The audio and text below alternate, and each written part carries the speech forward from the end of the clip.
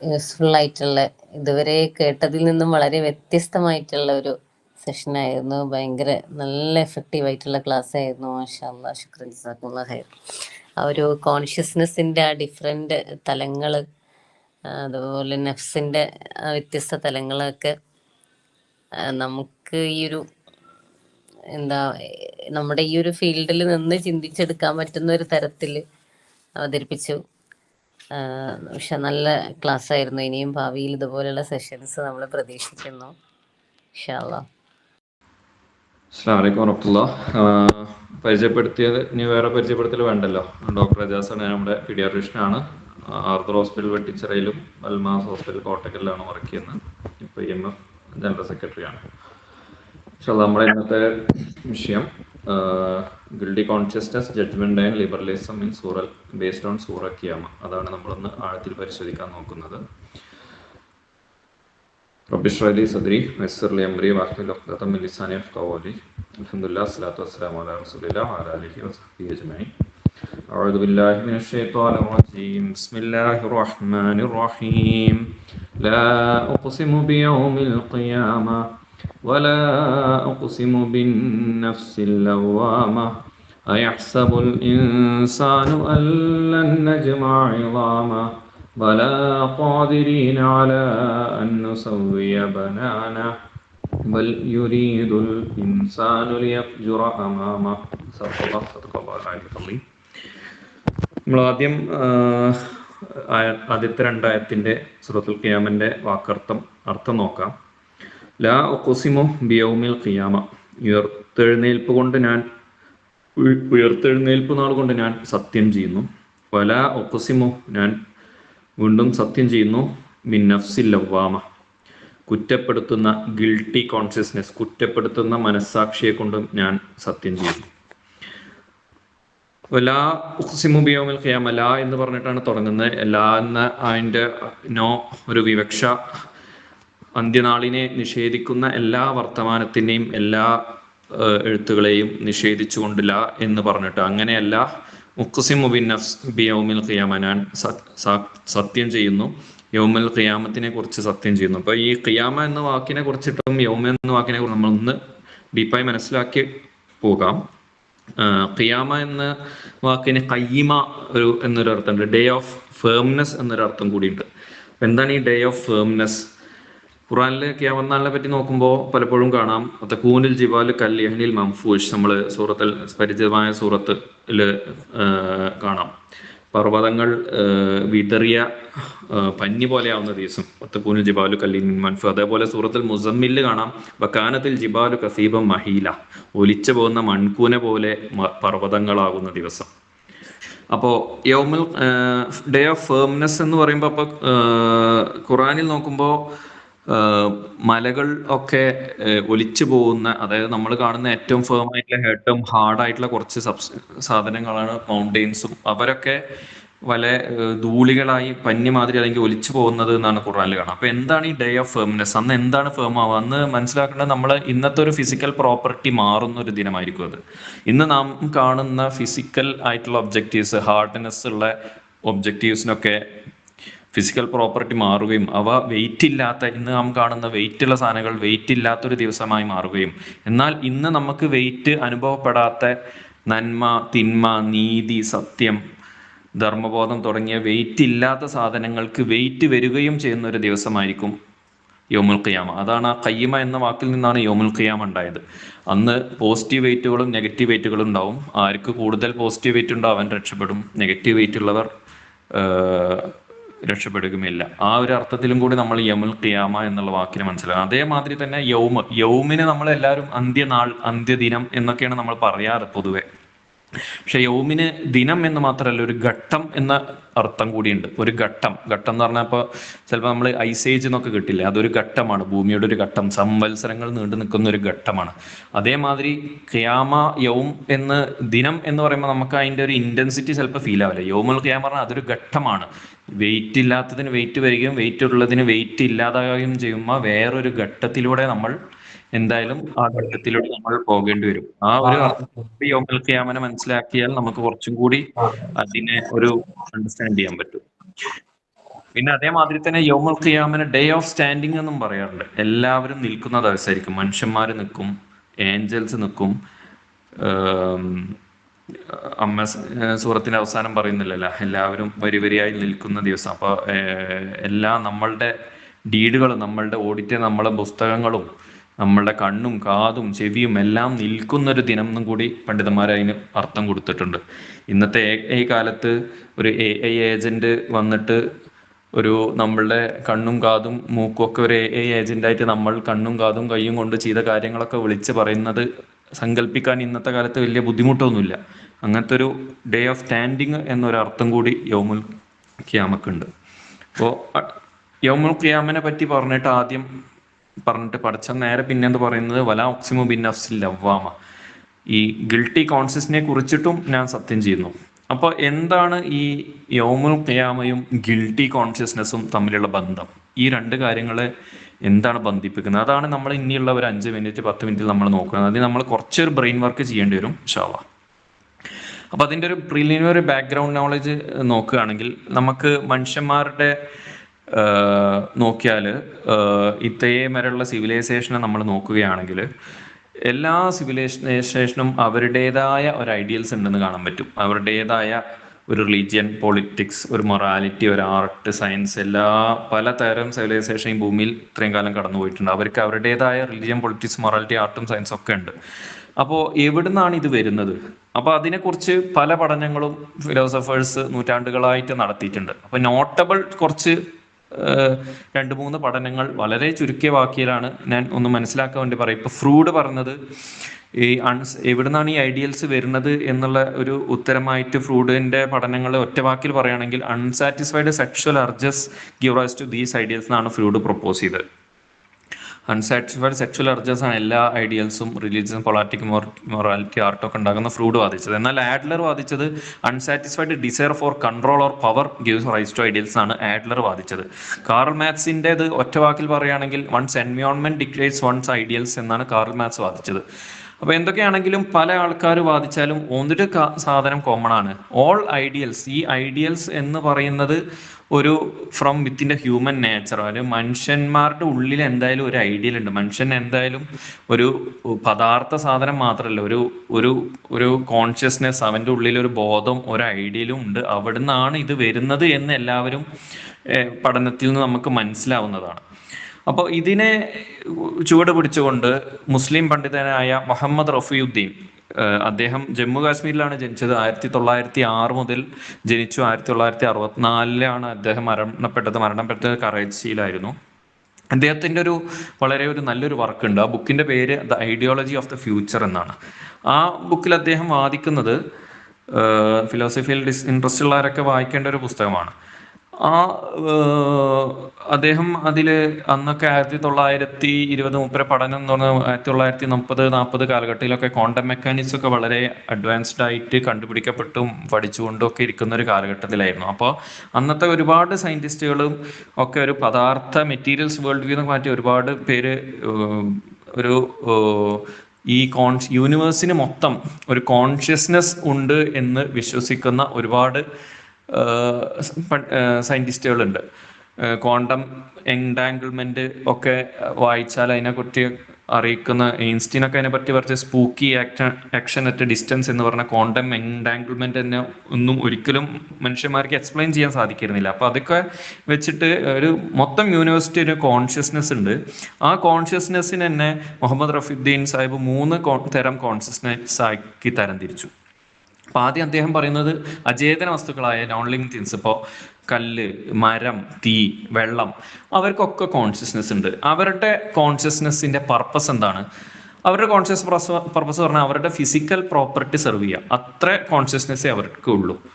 വെള്ളമാണെങ്കിൽ തീയാണെങ്കിൽ ചൂട്, ഇരുമ്പാണെങ്കിൽ അത് ഹാർഡായിരിക്കും, ഒരാളടിച്ചാൽ അയാളുടെ തല വേദനിക്കും. ആ ഫിസിക്കൽ പ്രോപ്പർട്ടി സെർവ് ചെയ്യുക എന്നുള്ളൊരു പർപ്പസാണ് ഈ നോൺ ലിവിങ് തിങ്സിന്റെ കോൺഷ്യസ്നെസ്സിനുള്ളത്.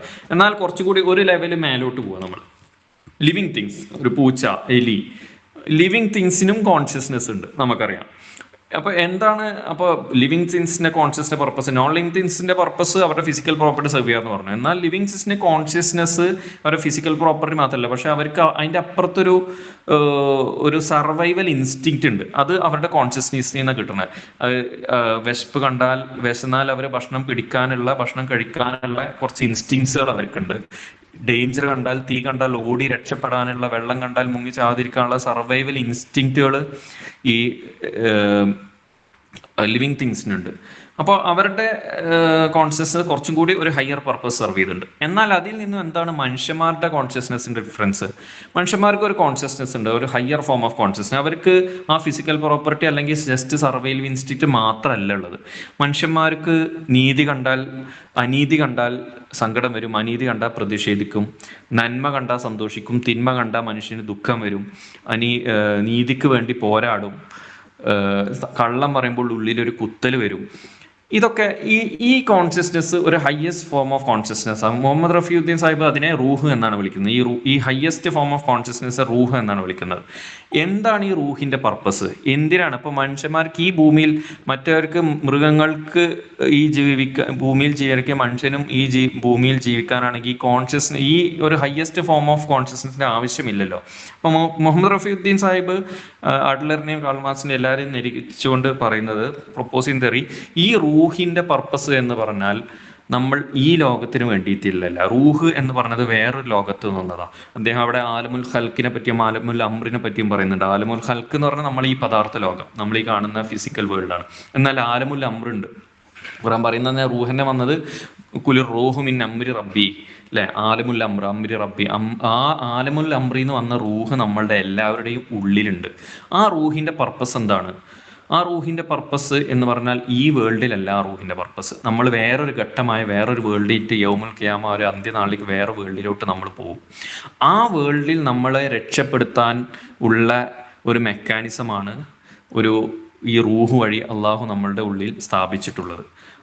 അന്ന് നന്മ ചെയ്യാനും തിന്മ കുറക്കാനും നീതി ചെയ്യാനും അനീതി ചെയ്യാതിരിക്കാനും ഒക്കെ ഉള്ള ഒരു ബോധം നമ്മൾ ഉള്ളിലിട്ടത്, അതിനൊക്കെ വെയിറ്റ് വരുന്ന ഒരു ദിവസം വരും. ആ ദിവസത്തിലോട്ട് നമ്മൾ പോവും. അന്നേ ദിവസം രക്ഷപ്പെടാൻ വേണ്ടിയിട്ടുള്ള പർപ്പസാണ് നമ്മളുടെ ഉള്ളിലുള്ള ഹയസ്റ്റ് ഫോം ഓഫ് കോൺഷ്യസ്നസ് ആയ റൂഹ് ഉള്ളത്. അതാണ് ഈ ഒരു ഗിൽട്ടി കോൺഷ്യസ്നെസ്. പഠിച്ച ലാ ഉഖ്സിമു ബിയൗമിൽ ഖിയാമ വലാ ഉഖ്സിമു ബിൻ നഫ്സ്. ഈ ഗിൽട്ടി കോൺഷ്യസ്നെസ് നമ്മൾ അന്നേ ദിവസം നമ്മൾ ഈ റൂഹ് എന്ന് പറഞ്ഞ ഒരു അലാം സിസ്റ്റം നമ്മൾ ഉള്ളിലുള്ളത് കാരണം നമ്മൾ എന്തെങ്കിലും ഒരു തിന്മ ചെയ്താൽ, നമ്മൾ അന്നത്തെ ദിവസം നമുക്ക് പണി കിട്ടുന്ന എന്തെങ്കിലും നമ്മളെ കാര്യം ചെയ്താൽ നമ്മുടെ ഉള്ളിൽ ആ ഗിൽട്ടി കോൺഷ്യസ്നെസ് ഉണരും. അത് നമ്മളെ ഓർമ്മിപ്പിക്കും, നമുക്ക് ഇത് എന്തോ ഒരു കുത്തലില്ലേ, ആ കുത്തലാണ് ആ ഗിൽട്ടി കോൺഷ്യസ്. ഇത് നമുക്ക് അന്ന് പണി കിട്ടും എന്നുള്ള എല്ലാവരുടെയും, എല്ലാ മനുഷ്യന്മാരുടെയും, നമ്മളെയും നിങ്ങളുടെ എല്ലാവരും ഉള്ളിലുള്ള ആ ഒരു അലാം സിസ്റ്റമാണ് ഈ ഗിൽട്ടി കോൺഷ്യസ്നെസ്. അപ്പോൾ അതാണ് ഈ രണ്ട് ആയത്തും തമ്മിലുള്ള കണക്ഷൻ. ലാ ഉഖ്സിമു ബിയൗമിൽ ഖിയാമിൻ വലാ ഉഖ്സിമു ബിൻ നഫ്സിൽ ലവാമിൻ. യൗമുൽ ഖിയാമത്തും ഗിൽട്ടി കോൺഷ്യസ്നെസ്സും തമ്മിലുള്ള കണക്ഷൻ അതാണ്. എല്ലാവർക്കും ക്യാച്ച് ചെയ്ത് ഞാൻ വിശ്വസിക്കുന്നു. ഇൻഷാ അല്ലാഹ് നമ്മൾ അടുത്ത മുന്നോട്ട് പോവാം. അപ്പോൾ ഒരു മനുഷ്യന്റെ ഒരു ഹൃദയം, മനുഷ്യൻ എന്ന് പറഞ്ഞാൽ മനുഷ്യന് കൽബുണ്ട്, മനുഷ്യന് നഫ്സ് ഉണ്ട്, മനുഷ്യനൊരു റൂഹുണ്ട്. റൂഹ് നമ്മൾ പറഞ്ഞു ഹയസ്റ്റ് ഫോം ഓഫ് കോൺഷ്യസ്. അള്ളാഹു നമ്മളുടെ മനുഷ്യനെ ഉണ്ടാക്കിയിട്ട് ഫൈസ സവ്വൈതഹു വനഫഖ്തു മിൻ റൂഹി എന്ന് പറഞ്ഞിട്ടുണ്ട് സൂറത്തുൽ ഹിജ്റ. അവനെ ശേഷിപ്പെടുത്തി ഉണ്ടാക്കിയ ശേഷം അവൻ്റെ എന്നിൽ നിന്ന് റൂഹ് അവനിലേക്ക് ഊതി. ആ റൂഹ് നമുക്കുണ്ട്, ഹയസ്റ്റ് ഫോം ഓഫ് കോൺഷ്യസ്നെസ്. എന്നാൽ നമ്മൾക്ക് ഒരു നഫ്സും ഉണ്ട്. ഈ നഫ്സ് എന്ന് പറയുന്നത് നമ്മളുടെ ഫിസിക്കൽ ഡിസയേഴ്സ് എല്ലാം സാറ്റിസ്ഫൈ ചെയ്യാൻ വേണ്ടി നമ്മളെ വിളിക്കുന്നതാണ്. അത് അടിസ്ഥാനപരമായ ഭക്ഷണം, അടിസ്ഥാനപരമായ എല്ലാ വികാരങ്ങളുടെയും അതിന് മീറ്റ് ചെയ്യണം. നഫ്സിൻ്റെതായ നീഡുണ്ട്. ഒരു മനുഷ്യനെ സംബന്ധിച്ച് ഇസ്ലാമിക കാഴ്ചപ്പാടിൽ നഫ്സിൻ്റെതായ നീഡുകൾ നമ്മൾ മീറ്റ് ചെയ്തിരിക്കണം. റൂഹിൻ്റെതായ നീഡും നമ്മൾ പടച്ചവൻ പറഞ്ഞ മാതിരി റൂഹിൻ്റെതായ നീഡും മീറ്റ് ചെയ്യണം. രണ്ടും ബാലൻസിൽ കൊണ്ടുപോകണം. ആ ബാലൻസിൽ കൊണ്ടുപോകണ പണിയാണ് കൽബിനുള്ളത്. ഒരിക്കലും നഫ്സിനെ പൂർണ്ണമായി ഒഴിവാക്കി ഭക്ഷണം ഒന്നും കൊടുക്കില്ല, ഞാൻ ദീനിന് വേണ്ടി പോയതാ, അങ്ങനത്തെ ഒരു കാഴ്ചപ്പാട് ഇസ്ലാമിൽ ഉണ്ടോ? ഇല്ല എന്ന് തന്നെ നമുക്ക് ബാലൻസ്ഡ് ആവണമെന്ന് ഖുർആനിൽ നിന്ന് അറിയാം. അത് മനസ്സിലാക്കാൻ വേണ്ടിയിട്ടാണ് അടുത്ത 2 സ്ലൈഡ്. അപ്പോൾ നമ്മൾ ഇസ്ലാമിന്റെ അടിസ്ഥാന സംഭവമായ നമ്മൾ നോമ്പിനെ പറ്റി ഖുർആനിൽ പറയുന്ന നോക്കാം. നോമ്പിനെ പറ്റി ഖുർആനിൽ 185-ാമത്തെ ആയത് സൂറത്തുൽ ബഖറ. ആ ബഖറിന്റെ റമദാൻ പറയുന്ന ആയത്ത്, ഷഹ്റു റമദാൻ അല്ലസി ഉൻസില ഫീൽ ഖുർആന ഹുദൻ ലിന്നാസ് എന്ന് പറഞ്ഞ 185-ാമത്തെ ആയത്തിൽ നോമ്പിനെ പറ്റി പറഞ്ഞിട്ട് തൊട്ടടുത്ത ആയത്തിൽ വൈസാ സഅലക ഇബാദി അന്നി ഫഇന്നി ഖരീബ് ഉജീബു ദഅവത ദാഇ ഇദാ ദഅനി, അതായത് ആ നോമ്പ് നിങ്ങൾ യൂട്ടിലൈസ് ചെയ്യണം, എന്നോട് ചോദിക്കാനുള്ളതൊക്കെ ചോദിച്ചോ എന്നാണ് പിറ്റത്തെ ആയത്ത് നോമ്പിനെ കുറിച്ച് പറഞ്ഞിട്ടുള്ള 186-ാമത്തെ ആയത്തിൽ പറയുന്നത്. പിന്നെ 187-ാമത്തെ ആയത്തിൽ ഖുർആനിൽ നോമ്പിൽ രാത്രി എന്താ ചെയ്യേണ്ടതെന്നാണ് പറയുന്നത്. നമ്മളൊക്കെ പ്രതീക്ഷിക്കുക നോമ്പിന് രാത്രി അറ്റ്ലീസ്റ്റ് ഖുർആൻ തഹജ്ജുദ് നിസ്കരിക്കണം എന്നെങ്കിലും പടച്ചോൻ പറയും, ഒന്നും അല്ലെങ്കിൽ ഒരു ചുരുങ്ങിയത് തറാവി നിസ്കരിക്കണം എന്നെങ്കിലും പറയും എന്നാണ് നമ്മൾ പ്രതീക്ഷിക്കുക. എന്നാൽ ഖുർആനിൽ നോക്കുമ്പോൾ നിങ്ങൾ രാത്രി എന്താ ചെയ്യേണ്ടത്? ഉഹില്ലലക്കും ലൈലത്തു സിയാമി റഫത്ത് ഇലാ നിസായിക്കും, നിങ്ങൾ നിങ്ങളുടെ ഭാര്യമാരുടെ അടുത്ത് പോകാം, നിങ്ങളുടെ സെക്ഷൽ നീഡ്സ്, നിങ്ങളുടെ ഫിസിക്കൽ നീഡ് നിങ്ങൾ സാറ്റിസ്ഫൈ ചെയ്യണം എന്നാണ് നോമ്പിന്റെ രാത്രിന്റെ ആയത്തിൽ ഖുർആൻ എടുത്തു പറയുന്നത്. അതുകൂടാതെ പിന്നെ നിങ്ങൾ and eat and drink until the white thread, നിങ്ങൾ രാത്രി പകലാവുന്നത് വരെ സുബയാവുന്നത് വരെ കഴിക്കുകയും വെള്ളം കുടിക്കുകയും വേണം. ഒരു ബാലൻസ് നമുക്ക് കൃത്യമായി കാണാൻ കഴിയും. ഖുർആന്റെ ഏറ്റവും important, one of the important ആയ നോമ്പിനെ പറ്റി പറയുമ്പോഴാണ് ഖുർആൻ ഈ ബാലൻസ് കീപ്പ് ചെയ്യുന്നത്. അതിൽ നിന്ന് തന്നെ ഇസ്ലാം ഒരു തികച്ചും മധ്യമ നിലപാട് സൂക്ഷിക്കുന്നത്. വെറുതെ അല്ലല്ലോ നമ്മളെ ഉമ്മത്തെ മൊസത്ത മിഡിൽ നേഷൻ എന്ന് വിളിക്കുന്നത്. ഇതേ ഒരു കൺസെപ്റ്റിനെ നമുക്ക് ഖുർആൻ ഹജ്ജിനെ പറ്റി പറയുമ്പോൾ നമുക്ക് കാണാൻ പറ്റും. ഹജ്ജിനെ പറ്റി 157 കുറച്ചും കൂടി ഫ്രണ്ടിക്ക് വന്നാൽ സൂറത്ത് 197-ാമത്തെ ആയത്തിൽ ഹജ്ജിനെ പറ്റിയിട്ട് പറയുന്നുണ്ട്. അൽ ഹജ്ജ് അഷ്ഹുർ മഅലൂമാത്ത്, അറിയപ്പെട്ട മാസങ്ങളാണ് ഹജ്ജ് എന്ന് പറഞ്ഞിട്ടുള്ള തൊട്ടടുത്ത ആയത്തിൽ വളരെ സർപ്രൈസിങ് ആയിട്ടുള്ള കാര്യം ഖുർആൻ പറയുന്നത്. എന്ന് പറഞ്ഞാൽ തൊട്ടടുത്ത ആയത്തിൽ പറയുന്നത് ലൈസ അലൈക്കും ജുനാഹു അൻ തബത്തഉ ഫളൻ മിർ റബ്ബിക്കും, നിങ്ങൾ രക്ഷിതാക്കളിൽ നിന്നുള്ള ഭൗതിക അനുഗ്രഹങ്ങൾ നിങ്ങൾ തേടുന്നതിൽ കുറ്റമില്ല. അതായത് ഹജ്ജിന് പോയിട്ട് മക്കത്തുനിന്ന് you can make business connection എന്നാണ് ആ പറഞ്ഞത്. അതിൽ കുറ്റമൊന്നുമില്ല.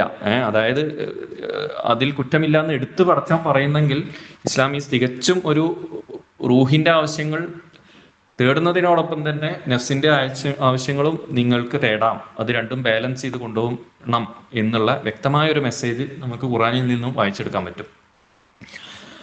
അപ്പൊ ഈ നഫ്സിനെയും കൽബിനെയും റൂഹിനെയും ബാലൻസ് ചെയ്യുന്ന പണിയാണ് കൽബിനുള്ളത്. ആ കൽബ് നമ്മളെ നിയന്ത്രണത്തിലാണ്. നമ്മൾ റൂഹിന്റെ നിയമങ്ങൾ അനുസരിച്ച് നഫ്സിന്റെ എല്ലാ നീഡുകളും മീറ്റ് ചെയ്ത് മരണം വരെ ജീവിച്ച് മലക്കുകൾ നമ്മളെ അവസാനം കൊണ്ടുപോകാൻ വരുമ്പോഴാണ് നമ്മൾ നഫ്സുൽ മുത്മഇന്ന, സമാധാനമടഞ്ഞ ആത്മാവായിട്ട് പടച്ചവന്റെ അടുത്തേക്ക് നമ്മൾ പോവുക. ബാക്കി 2 നഫ്സുകൾ ഏതൊക്കെയെന്ന് കേൾവിക്കാരെ ആർക്കെങ്കിലും പറയാൻ പറ്റുമോ? 3 നഫ്സുകളെ പറ്റി ഖുർആനിൽ പറയുന്നുള്ളൂ. ഒന്ന് ഞാൻ ഇപ്പൊ പറഞ്ഞു, നഫ്സുൽ മുത്മഇന്ന. ബാക്കി 2 നഫ്സ് ഏതൊക്കെയെന്ന് പറയാൻ പറ്റുമോ? ഒന്ന് നമ്മൾ ഈ സൂറത്തിന്റെ നേരത്തെ പറഞ്ഞതാണ്. ആർക്കെങ്കിലും? എല്ലാവരും അവിടെ ഉണ്ടോ? അതെ അതെ, നഫ്സുൽ ലവ്വാമ നമ്മളിപ്പോ പറഞ്ഞു. പിന്നെ ഒരു നഫ്സും കൂടി ഉണ്ട്, ആർക്കെങ്കിലും അറിയോ? ഇല്ല, നമ്മൾ പറയാം. അപ്പൊ അടുത്തത് 3 നഫ്സാണ് ഖുർആനിൽ പറയുന്നത്. ഒന്ന് നമ്മൾ ഈ പറഞ്ഞ എല്ലാ നഫ്സുൽ മുത്മഇന്ന, മരണത്തിൽ എല്ലാ നിയമങ്ങളും പാലിച്ച് റൂഹിനെ പരിപാലിച്ചാൽ, നഫ്സ് റൂഹിന്റെ നിയമങ്ങൾ പരിപാലിച്ച് നമ്മൾ നഫ്സുൽ മുത്മഇന്നായി പടച്ചവനിലേക്ക് പോകാൻ പറ്റും. നമ്മൾ ഇടക്ക് റൂഹിന്റെ നിയമങ്ങൾ തെറ്റിക്കുമ്പോഴാണ് നമ്മൾ ഉള്ളിൽ നഫ്സുൽ ലവ്വാമ എന്ന് പറഞ്ഞ ഗിൽറ്റി കോൺഷ്യസ്നസ് എന്ന് പറഞ്ഞ അലാറം അടിക്കുക. അത് എല്ലാവർക്കും അടിക്കും. ആ അലാറം അടിച്ചാൽ ഇറ്റ്സ് എ ഗുഡ് തിങ്. നമ്മളതിന് കേൾവി കൊടുക്കണം. ആ കേൾവി കൊടുത്ത് നമ്മൾ കറക്റ്റീവ് ആക്ഷൻ എടുക്കണം. അതാണ് ആ ഗിൽറ്റി കോൺഷ്യസ്നെസ് പർപ്പസ്. അത് നഫ്സുൽ ലവ്വാമ ഗിൽറ്റി കോൺഷ്യസ് ഒരിക്കലും ഒരു തെറ്റായിട്ട് നമ്മൾ എടുക്കണ്ട. പടച്ചവൻ നമ്മളെ സർവൈവലിന് വേണ്ടിയിട്ട്, ആഖിറത്തിന്റെ സർവൈവലിന് വേണ്ടിയിട്ട് ഉള്ളിൽ വെച്ച ഒരു അലാം സിസ്റ്റമാണ്. അത് നമ്മൾ ചെവി കൊടുക്കണം. അത് ചെവി കൊടുക്കാതെ ആ അലാമിന് സ്നൂസ് അടിച്ചാലോ, അലാറം കുറേ പ്രാവശ്യം സ്നൂസ് അടിച്ചാൽ അലാറം ഓഫ് ആവൂലേ? അതേപോലെ അലാറം ഓഫ് ആവും. അലാറം ഓഫ് ആയാൽ നമ്മൾ നഫ്സുൽ ലവ്വാമയിൽ നിന്ന് നമ്മൾ നഫ്സുൽ അമ്മാറയിലോട്ട് പോകും. നഫ്സുൽ അമ്മാറ എന്താണ്? വെറും നഫ്സിന്റെ തോന്നലുകൾ അനുസരിച്ച് ജീവിക്കുന്ന, മൃഗതുല്യമായ ജീവിതം നയിക്കുന്ന ഒരവസ്ഥയിൽ നമ്മൾക്ക് പോകും. അതാണ് നഫ്സുൽ അമ്മാറ. അത് സൂറത്തുൽ യൂസഫിലാണ് പറയുന്നത്. സൂറത്തുൽ യൂസഫില് അവസാനം വിചാരണ ഒക്കെ കഴിഞ്ഞിട്ട് രാജ്ഞി കുറ്റമേറ്റ് പറയുമ്പോൾ യൂസഫ് അലൈഹി സ്വലാം പറയുന്ന ഒരു അർത്ഥാണ് ഇന്ന നഫ്സല അമ്മാറത്തും ബിസ്സു ഇല്ലാ മൻ റഹിമ റബ്ബി, തീർച്ചയായും നഫ്സ് തിന്മയിലേക്ക് ക്ഷണിക്കുന്ന നഫ്സാവുന്നു എന്നൊക്കെ പറഞ്ഞിട്ട് പറയുന്ന ഒരു വർത്താനുണ്ട്. അപ്പോൾ അതാണ് നമ്മൾ നഫ്സുലിന്റെ പൂർണ്ണമായിട്ട് അലാറം കേൾക്കാതെ ഹീഡ്ലെസ് ആയി അത് കേൾക്കാതായാൽ നമ്മൾ അലാറം ജസ്റ്റ് ഓഫ് ആവും. പിന്നെ നമ്മൾ നഫ്സുൽ അമ്മാറ എന്ന് പറഞ്ഞ ലോവസ്റ്റ് സ്റ്റേറ്റിലോട്ട് നമ്മൾ പോകും. അപ്പൊ അതിലേക്ക് പോകാതെ ഒരു നഫ്സുൽ ലവ്വാമയിലെ അലാറംസിന്റെ കേൾവി കൊടുത്ത് നമ്മൾ ജീവിതം കറക്റ്റ് ചെയ്ത് കൊണ്ടുപോവുക എന്നുള്ളൊരു പാഠമാണ് നമ്മളെ സൂറത്തുൽ ഖിയാമയിൽ നമുക്ക് കിട്ടുന്നത്. ഈ ഗിൽട്ടി കോൺഷ്യസ്നെസ് അതുകൊണ്ട് തന്നെ നമ്മളൊരു മോശം കാര്യമായി കണക്കാക്കുന്നില്ല. പ്രത്യേകിച്ച് ഇക്കാലത്തെ നമ്മളെ ക്രിസ്ത്യൻ ട്രഡീഷനിലും ജൂസ് ട്രഡീഷനിലും ഇപ്പോഴത്തെ സൈക്കോളജിയിലൊക്കെ വെവ്വേറെ കാര്യങ്ങളാണ് ഈ ഗിൽട്ടീനെ പറ്റി പറയുന്നത്. ക്രിസ്ത്യൻ ട്രഡീഷനിൽ അറിയാം, നമ്മളുടെ ആൾക്കാർക്ക് പോലും ചിലപ്പോൾ തെറ്റുണ്ട്. നമ്മൾ ഭൂമിയിലിട്ട് വന്നത് ആദം അലൈഹിസ്സലാം ചെയ്തൊരു തെറ്റിൻ്റെ ഫലമായിട്ട് എന്നൊക്കെ ഉള്ളത് നമ്മൾ ബുക്കിൽ പോലും ചിലപ്പോഴൊക്കെ കാണാം. അതല്ല, നമ്മളെ ആദം അലൈഹിസ്സലാമയും ഹവ്വാവയും ഒരു പരീക്ഷണത്തിന് വേണ്ടി ഭൂമിയിൽ അയക്കാൻ വേണ്ടി തന്നെയാണ് സൃഷ്ടിച്ചത്. പക്ഷേ ആ പരീക്ഷണാർത്ഥം അവർക്ക് അവിടെ കുറച്ച് സമയം കൊടുക്കണം. ആദം അലൈഹിസ്സലാം ഒരു തെറ്റ് ചെയ്തു, അപ്പോൾ ഭൂമിയിലേക്ക് വരാൻ പറഞ്ഞാൽ അത് ഒരു പ്ലാന്റെ ഭാഗമായിട്ട് തന്നെയായിരുന്നു. പക്ഷെ ക്രിസ്ത്യൻ ട്രഡീഷനിൽ ആദം അലൈഹിസ്സലാം തെറ്റ് ചെയ്തുകൊണ്ട് തെറ്റുകാരനെ കൊണ്ടാണ് നമ്മൾ ഭൂമിയിലെത്തിയത്. അപ്പോൾ നമ്മളൊക്കെ ഗിൽട്ടിയാണ്, നമ്മളെല്ലാം തെറ്റാണ്, നമ്മളെ ജീവിതം വെർത്ത്ലെസ് ആണ് എന്നുള്ളൊരു കോൺസെപ്റ്റാണ് ക്രിസ്ത്യൻ ട്രഡീഷനിൽ. ഫുൾ ഗിൽട്ടാണ്. അതിൽ നിന്ന് രക്ഷപ്പെടണമെങ്കിൽ നമ്മൾ ജീസസിനെ ആക്സെപ്റ്റ് ചെയ്യണം, ജീസസിനെ ബിലീവ് ചെയ്യാതെ ജീസസ് നമ്മളെ ഗിൽട്ട് ഏറ്റെടുക്കും, തെറ്റേറ്റെടുക്കും എന്നുള്ളൊരു കോൺസെപ്റ്റാണ്. പക്ഷേ ഇസ്ലാമിൽ ആ കോൺസെപ്റ്റില്ല. ഇസ്ലാമിൽ ഗിൽട്ട് നമ്മൾ കേട്ടിട്ട് കറക്റ്റീവായിട്ട് ആക്ഷൻ എടുക്കേണ്ടതാണ്. ജ്യൂസ് കോൺസെപ്റ്റ് ആണെങ്കിൽ പിന്നെ ഗിൽട്ടിൻ്റെ ഒന്നും ആവശ്യമില്ല, എന്ത് വേണമെങ്കിൽ ചെയ്യാം, അവസാനം തൗബ് ചെയ്താൽ മതി. അത് അവർ പറയണല്ലോ, എല്ലാ അയ്യാമം മഅദൂദ, എന്ത് വേണം ചെയ്യാം, തൗബ് ചെയ്താൽ മതി, നമ്മൾ നേരം തൊടൂല, തൊട്ടാൽ തന്നെ കുറച്ച് ദിവസം തൊടുള്ളൂ എന്നുള്ളൊരു കൺസെപ്റ്റാണ് ജ്യൂസ്. ഇപ്പോഴത്തെ മോഡേൺ സൈക്കോളജിയിലൊക്കെ ഈ ഗിൽട്ടിനെ ഇതേപോലെ അതൊരു പ്രശ്നമുള്ള സാധനമാണ്, അത് ഒഴിവാക്കണം, അത് ലെറ്റ് ഇറ്റ് ഗോ അല്ലെ, ആ ഗിൽട്ട് ഒഴിവാക്കാൻ, ഗിൽട്ടാണ് പ്രശ്നം, അത് ഒഴിവാക്കാനുള്ള ഒരു സൈക്കോളജിക്കൽ ട്രീറ്റ്മെൻ്റ് ആണ് ഇപ്പോഴത്തെ മോഡേൺ സൈക്കോളജിയിലൊക്കെ നമുക്ക് ഒരു ആകത്തുകയായി കാണാൻ പറ്റുന്നത്. അതും ഒരു ഇസ്ലാമിക് കൺസെപ്റ്റ് അല്ല, ഇസ്ലാമിക് വേർഷൻ ഓഫ് സൈക്കോളജി. ഈ നമ്മളെ ആൾക്കാരൊക്കെ ഇനിയും കൂടുതൽ പണിയെടുത്ത് ഡെവലപ്പ് ചെയ്ത് കൊണ്ടുവരേണ്ട ഒരു ഫീൽഡാണ് നമ്മളിപ്പോഴത്തെ സൈക്കോളജി ഒരു മൊഡാലിറ്റി ഒക്കെ ആ ഗിൽട്ടിനെ അഡ്രസ്സ് ചെയ്ത് ഗിൽട്ട് ഒഴിവാക്കാനുള്ള ഒരു ലൈനിലാണ് പോണത്. അപ്പോൾ അതൊക്കെ നമ്മൾക്ക് ഇനിയും വർക്ക് ചെയ്യാനുള്ള ഏരിയകളാണ്. അപ്പോൾ ഈ നഫ്സുൽ അമ്മാറ ആയാൽ എന്ത് സംഭവിക്കും? നഫ്സ് അമ്മാറയായ മൃഗതുല്യമായ ജീവിതം എന്ന് വെച്ചാൽ ഖുർആൻ പറഞ്ഞത് ഇലാഹു ആവാവു, അവൻ്റെ ദേഹത്തെ ഇലാഹാക്കിനെ കണ്ടില്ലേ എന്ന് പറഞ്ഞ മാതിരിയാവും. അങ്ങനത്തെ ഒരു ലിബറൽ ജീവിതം, തോന്നിയ ജീവിതം, തോന്നുന്നതൊക്കെ ചെയ്യുന്ന ഒരു ജീവിതത്തിലോട്ട് നമ്മൾ മാറും എന്ന് തന്നെ പടച്ചവനെ അറിയുന്ന കാരണം പിന്നെ സൂറത്തുൽ ഖിയാമയിലെ പിന്നുള്ള ആയത്തുകളിലൊക്കെ നമുക്ക് ലിബറലിസത്തിന് അഡ്രസ് ചെയ്യുന്ന ചോദ്യങ്ങളും അതിനെ ചിന്തിപ്പിക്കാനുള്ള ചോദ്യങ്ങളും ഒക്കെ നമുക്ക് കാണാൻ സാധിക്കും. 4 ചോദ്യങ്ങളാണ് പിന്നീട് നമുക്ക് സൂറത്തുൽ ഖിയാമയിൽ ലിബറലിസം അഡ്രസ് ചെയ്ത് കാണാൻ പറ്റിയത്. അത് നമുക്ക് ആ ചോദ്യങ്ങളും കൂടി നോക്കാം. ആദ്യം അപ്പോൾ അയഹ്സബുൽ ഇൻസാനു അല്ല നജ്ബല ഖാദിരീന അൻ നുസവ്വിയ ബനാന. മൂന്നാമത്തെ ആയത്ത് ഇതാണ്, അയഹ്സബുൽ ഇൻസാനു അല്ല നജ്ബല. അപ്പോൾ ഒരു ലിബറലിസം ഫോളോ, ഒരു നഫ്സുൽ അമ്മാറയെ ഫോളോ ചെയ്ത് ലിബറലിസ്റ്റ് ലൈഫ് സ്റ്റൈൽ തോന്നി മാതിരി ജീവിക്കുന്ന ഒരാളായിട്ട് ഫസ്റ്റ് ചോദിക്കുന്നത്, അവൻ വിചാരിക്കുന്നുണ്ടോ ഞാൻ എൻ്റെ എല്ലുകൾ കൂട്ടില്ല എന്ന്? അതായത് ഖിയാമത്ത് നാൾ ഉണ്ടാവില്ല എന്ന് ശരിക്കും അവൻ വിചാരിക്കുന്നുണ്ടോ? അതുകൊണ്ടാണോ അവന് ഗിൽട്ടി കോൺഷ്യസ്നെ ഹീഡ് കൊടുക്കാതെ അവൻ നഫ്സുൽ അമ്മാറായി തോന്നിയ മാതിരി ജീവിക്കുന്നത് എന്നാണ് ചോദിക്കണത്. അല്ല, ബല ഖാദീര അല നുസവ്വിയ ബനാന, അവൻ്റെ വിരൽത്തുമ്പുകളെ വരെ ഞാൻ ശരിപ്പെടുത്താൻ കഴിയുകയാണ്. അവന് ചിന്തിപ്പിക്കുകയാണ്, നീ ശരിക്കും ഖിയാമത്ത് നാൾ ഉണ്ടാവില്ല, നിന്നെ വീണ്ടും ഉണ്ടാക്കാൻ പറ്റില്ല ശരിക്കും നീ വിചാരിക്കുന്നുണ്ടോ? അല്ലല്ലോ, അവൻക്ക് തന്നെ അറിയാലോ അവൻ്റെ വിരൽത്തുമ്പുകളെ വരെ എനിക്ക് ശരിയാക്കാൻ പെടുത്തുന്നൊന്ന് ചിന്തിപ്പിക്കുകയാണ്. വിരൽത്തുമ്പുകളുടെ 2 അർത്ഥങ്ങളുണ്ട്. നമുക്ക് എല്ലാവർക്കും അറിയുന്ന പോലെ ഡാക്ടിലോഗ്രാഫി ഒക്കെ നമ്മൾ ഈ മെഡിക്കൽ ഫീൽഡിൽ നമ്മൾ കേട്ടിട്ടും പഠിച്ചൊക്കെ ഉണ്ടാവും. ഓരോരുത്തർക്കും ഓരോ ഫിംഗർ പ്രിന്റ് പാറ്റേൺ ആണ്.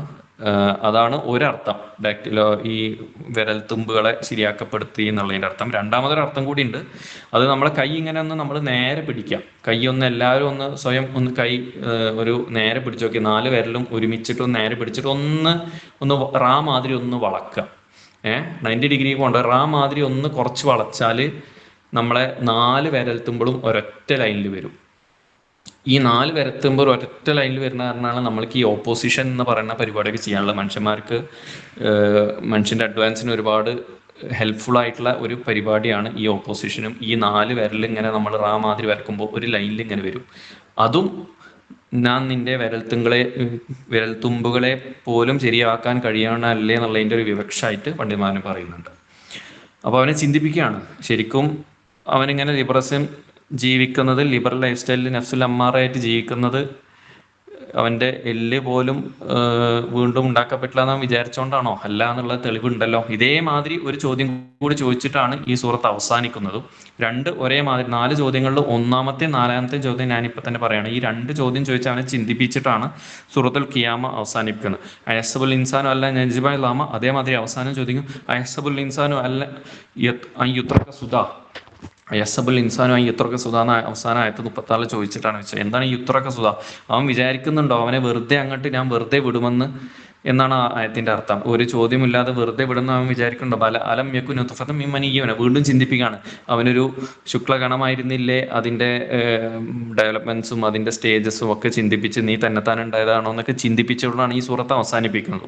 ഈ സുധ എന്നുള്ളതിന്റെ ഇത്രക്ക സുധ എന്നുള്ളത് ഒരു ഡീപ്പായിട്ട് അർത്ഥങ്ങളുള്ള ഒരായത്താണ്. യഹ്സബുൽ ഇൻസാൻ, മനുഷ്യൻ വിചാരിക്കുന്നു ആ യുത്രക്ക പറഞ്ഞാൽ വെറുതെ ഇങ്ങനെ ഈ യുത്രക്കന്റെ അർത്ഥം, ഡീപ്പ് അർത്ഥം അവർ പറയുന്നത് ഈ എഗ്ഗ് മുട്ട പൊട്ടിച്ചിട്ട് പുതിയ പക്ഷി കുഞ്ഞുങ്ങൾ പറന്നു പോകുമ്പോൾ ആ ബാക്കി വരുന്ന ഒരു വിലയുമില്ലാത്ത മുട്ടത്തോടുണ്ടല്ലോ, അതേമാതിരി ഒരു മുട്ടത്തോട്, അല്ലെങ്കിൽ ഭക്ഷണം കഴിച്ചിട്ട് ബാക്കിയുള്ള 1-2 വറ്റുകൾ, അങ്ങനെ ഒരു വിലയുമില്ലാത്തൊരു സാധനമായിട്ട് നീ നിന്റെ ജീവിതത്തിനെ അങ്ങനെ വെറുതെ കണ്ട് വിടുകയോ എന്നുള്ളൊരർത്ഥം ആ ഇത്രക്കാന്നുണ്ട്. സുധ എന്ന് പറഞ്ഞാൽ ഈ പണ്ട് അറബികളുടെ ഈ ഒട്ടകങ്ങൾ ഉണ്ടാവും. ഒട്ടകങ്ങൾ കയറൂരിവെട്ട് നാഥനില്ലാത്ത ഒട്ടകങ്ങൾ ഉണ്ടാവും. അവരിങ്ങനെ എല്ലായിടത്തും മെയിന് നയങ്ങും, ഒരു നീണ്ടാവില്ല. തോന്നിയോടത്ത് കയറി തിന്നും, തോന്നിയോടത്ത് കയറി അപ്പിടും, തോന്നുമ്പോൾ കോപ്പുലേറ്റ് ചെയ്യും.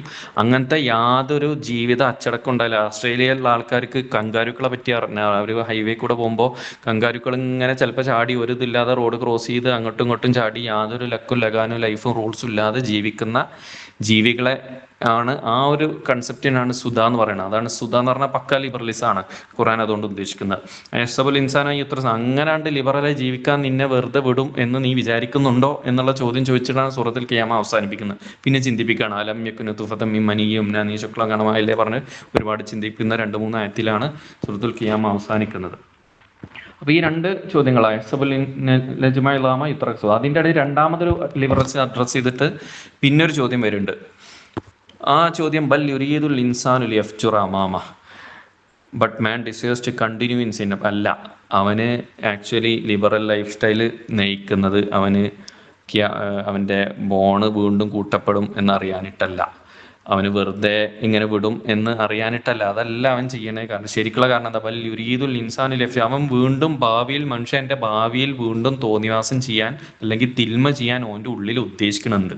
അതുകൊണ്ടാണ് ആ തിന്മ ചെയ്യാൻ അവന് ഉദ്ദേശിക്കണോണ്ടാണ് അവന് ആ ഗിൽട്ടി കോൺഷ്യസ്നെസ്സിൻ്റെ വിളിക്ക് ഉത്തരം കൊടുക്കാതെ വീണ്ടും അവൻ ലിബറൽ ലൈഫ് സ്റ്റൈലിൽ നയിക്കുകയും തിന്മ ചെയ്തുകൊണ്ടിരിക്കുന്നതിൻ്റെ അടിസ്ഥാന കാരണം അവൻ്റെ ഉള്ളിൽ ഒരു ഖിയാമത്ത് നാളിൻ്റെ തേട്ടം അവൻ്റെ അലാം സിസ്റ്റം അവനെ പറയുന്നുണ്ടെങ്കിലും, പക്ഷെ അവന് ഇമ്മീഡിയറ്റ് ആയിട്ടുള്ള മുന്നിലുള്ള തിന്മ ചെയ്യാനുള്ള അവസരങ്ങളിൽ മുഴുകി നടക്കാൻ അവൻ്റെ ഉള്ളിൽ ആഗ്രഹിക്കുന്നു. അതുകൊണ്ടാണ് അവൻ ഈ ലിബറൽ ലൈഫ് സ്റ്റൈൽ നയിക്കുന്നത് എന്നാണ് ഖുർആൻ. പിന്നെ ബൽ യുരീദുൽ ഇൻസാനു ലിയഫ്ജുറ അമാമ, അവൻ്റെ മുന്നിലുള്ള നമുക്ക് എല്ലാവർക്കും അറിയാലോ, മുന്നിലുള്ള തിന്മ ചെയ്ത് ജീവിക്കാൻ അവൻ ആഗ്രഹിക്കുന്നു. അതുകൊണ്ടാണ് അവൻ ലിബറൽ ലൈഫ് സ്റ്റൈൽ ഫോളോ ചെയ്യുന്നത് എന്ന് പറഞ്ഞിട്ടാണ് പിന്നെ ലിബറലിസം ഖുർആൻ അഡ്രസ് ചെയ്യുന്നത്. അതുമാത്രമല്ല, പിന്നെ ഒരു കാര്യം കൂടി ലിബറലിസം അഡ്രസ് ചെയ്തുകൊണ്ട് ഖുർആൻ പറയുന്നുണ്ട് സൂറത്തുൽ ഖിയാമയിൽ. വലൗ അൽഖാ മആസിറ 15. അതായത് പിന്നെ അവൻ ഇങ്ങനെ മുന്നിലുള്ള തിന്മ ലിബറൽ ലൈഫ് സ്റ്റൈൽ ചെയ്ത് ജീവിച്ചിട്ട് പിന്നെ അവൻ പറയാം വലൗ അൽഖാ മആസിറ.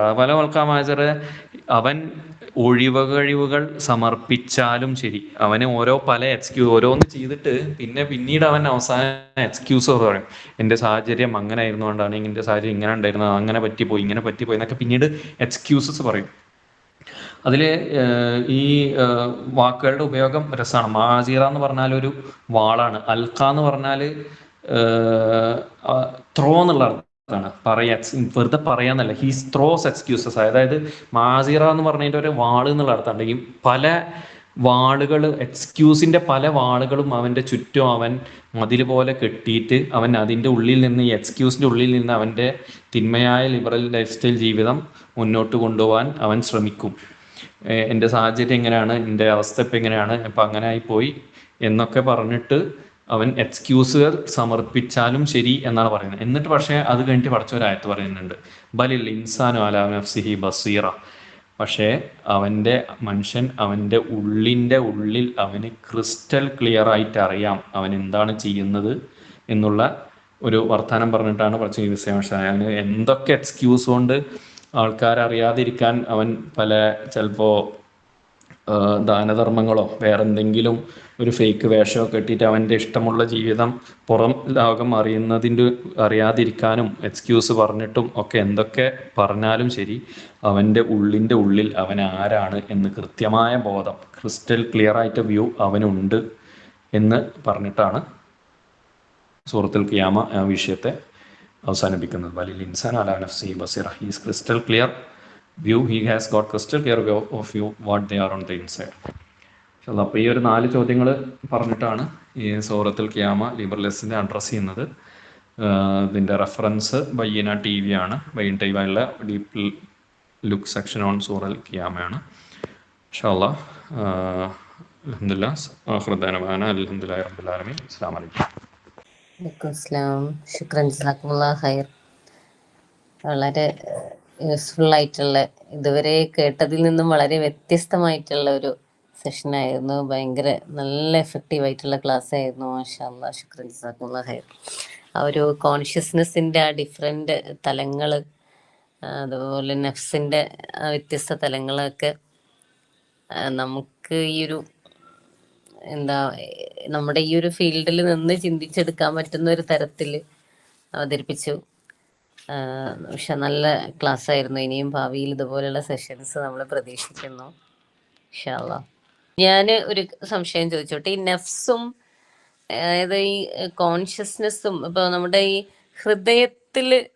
ഹൃദയവും ഈ കോൺഷ്യസ്നെസ്സിനെയും തമ്മിൽ എങ്ങനെ, നമ്മൾ ഈ നഫ്സും ഹൃദയവും തമ്മിൽ എങ്ങനെ കണക്ട് ചെയ്യുന്നത്? ഹൃദയത്തിൻ്റെ, അതായത് കൽബ് എന്ന് പറയുന്ന അതും ഈ റൂഹും തമ്മിലുള്ള ആ ഒരു ബന്ധം ഒന്ന് കണക്ട് ചെയ്യാവോ? കുറെ പേർക്ക് ചോദ്യങ്ങൾ വന്നിരുന്നു ഇതേ ചോദ്യം കഴിഞ്ഞ പ്രാവശ്യം. അതായത് നമ്മളിപ്പോൾ റൂഹ് എന്തൊക്കെ പറഞ്ഞാലും നമുക്ക് റൂഹിനെ കംപ്ലീറ്റ് ഡിഫൈൻ ചെയ്യാൻ പറ്റില്ല. കാരണം പടച്ചവൻ തന്നെ പറഞ്ഞിട്ടുണ്ട്, വമാ ഊതീതും മിൻ ഇൽമിൻ ഇല്ലാ ഖലീല. അതായത് റൂഹിനെ പറ്റി ചോദിച്ചപ്പോൾ ഒരു റൂഹു മിൻ അംരി റബ്ബി വമാ ഊതീതും മിൻ ഇൽമിൻ ഇല്ലാ ഖലീല. റൂഹ് നിന്റെ ആലമുൽ അംറി എന്നുള്ളതാണ്. അതിനെക്കുറിച്ച് വളരെ കുറച്ച് നോളജ് നമുക്ക് തന്നിട്ടുള്ളൂ.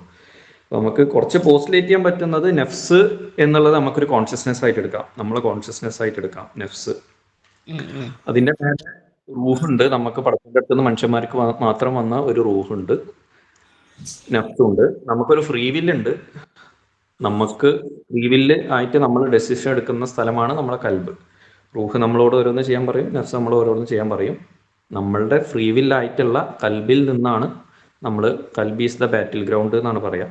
കൽബാണ് ഓരോ കാര്യങ്ങളും, ഓരോ നിമിഷത്തിലും ഓരോ കാര്യങ്ങൾ എന്താ ചെയ്യേണ്ടതെന്ന് നഫ്സിന്റെയും റൂഹിന്റെയും തേട്ടങ്ങളെ മാനിച്ചുകൊണ്ട് ഒരു ഇൻഡിപെൻഡന്റ് ഡെസിഷൻ എടുക്കുന്നത്. റൂഹ് സ്ഥിതി ചെയ്യുന്നത് ഇപ്പൊ ശരിക്കും എവിടെയാ? ഹൃദയത്തില് തന്നെയാണോ? അങ്ങനെയല്ലേ? കുറച്ച് നമുക്ക് പറഞ്ഞു തന്നിട്ടില്ല. ഇല്ല, പിടിച്ചു വെക്കുന്നു എന്നൊക്കെ പറയാം. ഉറക്കത്തിലൊക്കെ റൂഹ് അള്ളാഹു പിടിച്ചു വെക്കുന്നെന്ന് പറയുന്നുണ്ട്. അതല്ല വേറെ വേൾഡിൽ നിന്ന് വരുന്നതാണ് എന്നുള്ളൊരു സൂചന ഖുർആനിൽ കാണാം. ഉറക്കത്തിൽ നമ്മൾ റൂഹ് അള്ളാഹു പിടിച്ചു വെക്കും, പിന്നെ ഉറക്കണീറ്റാ തിരിച്ചു തരും. അപ്പൊ എങ്ങനെയാണ് അതിന്റെ വർക്കിംഗ് മെക്കാനിസം? ഇപ്പൊ വൈഫൈ ഒന്നും നമ്മൾ കാണുന്നില്ലല്ലോ, ബ്ലൂടൂത്ത് നമ്മൾ കാണുന്നില്ല, അതൊക്കെ വർക്ക് ചെയ്യുന്നത് നമുക്കറിയാം. അതേമാതിരി ഒരു മെക്കാനിസം ആണ് ഇപ്പൊ മനസ്സിലാക്കാൻ പറ്റുള്ളൂ. സംശയങ്ങളില്ലെങ്കിൽ നമുക്ക് അവസാനിപ്പിക്കാമായിരുന്നു. മുസ്തഫ് സാറ് ഒരു ഉത്ബോധനം